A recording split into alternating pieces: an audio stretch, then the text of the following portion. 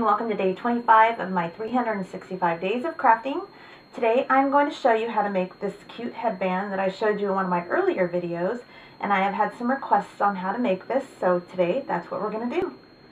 So what you will need for this project is some fabric. This is a knit fabric, and I believe it's 60 inches wide, and so I just have cut a 3-inch strip of that. And what I'm going to do is I'm just going to fold that in half and press it, and then I'm going to get the size that I'm going to be sculpting with. You will also need some lace. The lace is optional. You don't have to make this flower with lace. Some black thread and needle, and a sewing machine if you're going to attach your lace to the edge with a sewing machine, or you can also press this down and attach the lace with some craft glue, and that's fine too. Just make sure you let it dry completely before you start sculpting your flower. So I opted to stitch this lace on. It gives it kind of a curvy effect, which is kind of cute when you're sculpting your flower.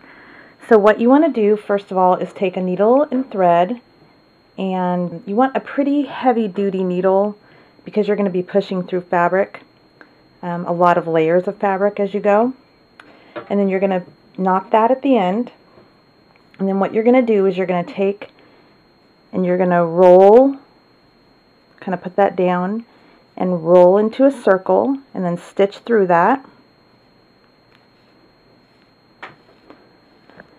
Now, there's no exact science to this. It's kind of just how you want your flower to go. So I'm just taking it and I'm going to just, as I go, just kind of sculpt into the petals of the flower. It doesn't really matter how neat it looks on the bottom because you're usually going to put it on something like a barrette or a headband or a handbag or something like that. So what you're going to do is you're just going to continue on and sculpt your flower and just stitch as you go. You can also use a hot glue gun for this. I prefer stitching. I think it has a more sculptural effect. So whichever you choose. So I'm going to go a little further with this, then I'll come back and show you how I've progressed. So then once I have a nice tight middle sculpted, basically it's pretty easy from there. What you're going to do is you're just going to go around and make like a little tuck, and then go ahead and stitch that into place.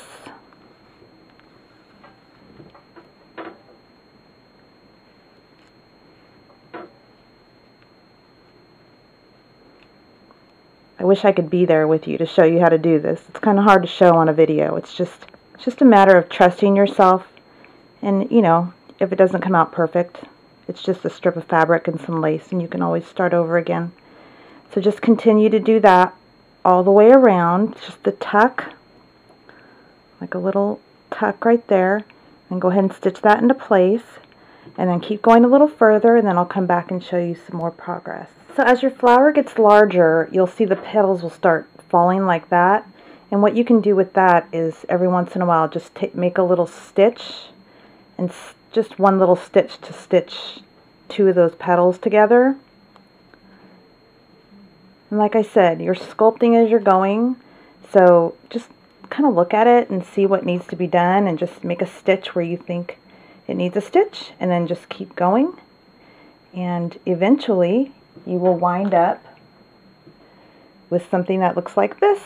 And obviously every rose is going to be different, so just experiment and keep making roses, trying different fabrics, and just see what works best for you.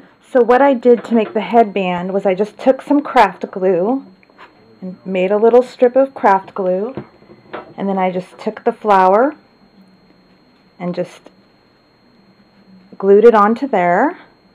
Let that dry, and when you're done, you have your headband. And obviously you can make smaller flowers. I think one's kind of oversized. Some people might not wear this, but smaller flowers look really cute too. You can do 2 or 3 smaller flowers. You can even cut your strips smaller so you get a smaller flower. Experiment, like I said, and have fun. Thank you so much for joining me for day 25, and I hope to see you tomorrow, and I hope you all have fun making this headband, and happy crafting.